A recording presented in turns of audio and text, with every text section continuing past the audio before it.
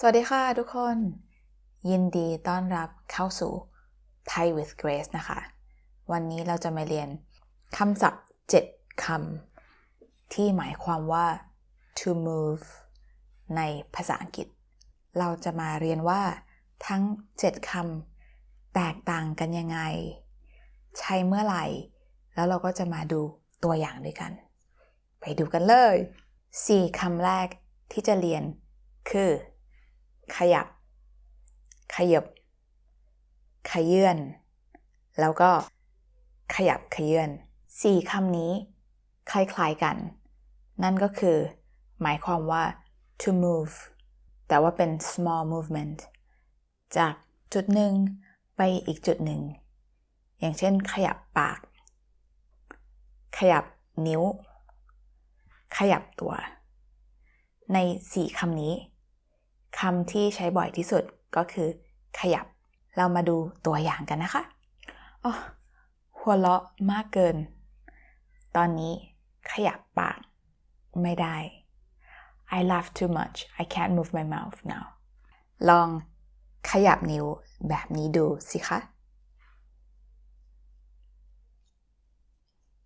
Try moving your finger this way ทำได้ไหม Can you do itขอโทษนะคะช่วยขยับไปนิดนึงได้ไหมคะexcuse me can you please move a little to the side รถติดไม่ขยื่นเลยเนี่ย traffic jam the car is not moving at all เกิดอุบัติเหตุขึ้นทำให้คนไข้ขยับขยื่นตัวไม่ได้ There was an accident and the patient now cannot move his or her body at allคำที่5ที่เราจะเรียนวันนี้คือเคลื่อนคือ to move แต่ว่า move ไกลกว่า4คำแรกนิดหน่อยมาดูตัวอย่างกันนะคะตัวอย่างที่1คือกระดูกเคลื่อน the bone moves หมอบอกว่ากระดูกไหล่เคลื่อนนิดหน่อย The doctor said that my shoulder's bone has moved a little bitตัวอย่างที่2รถไฟกำลังเคลื่อนไปช้าๆ The train is moving slowly คำที่6ที่จะเรียนวันนี้คือคำว่าย้ายคำนี้ใช้บ่อยนะคะเพราะว่าใช้กับย้ายบ้านย้ายที่นั่งย้ายประเทศคำว่าย้ายคือ to move จากจุดหนึ่งไปอีกจุดหนึ่งเรามาดูตัวอย่างกันนะคะปีหน้าครอบครัวฉันจะย้ายไปอยู่ที่อเมริกา Next year my family will move to live in America บริษัท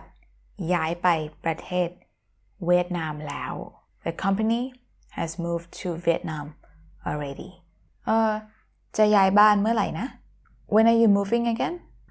ขอโทษนะคะมาช่วยย้ายโต๊ะหน่อยได้ไหมคะ Excuse me can you help me move the table คำสุดท้ายคือคำว่าเลื่อนคือ to move แต่ว่าต้อง slide นะคะเป็น action slide เลื่อนเก้าอี้มาตรงนี้หน่อยได้ไหม Can you slide the chair this way แล้วถ้าเราอยากจะพูดถึง abstract moving อย่างเช่น I want to move the class to tomorrow Can we move the date to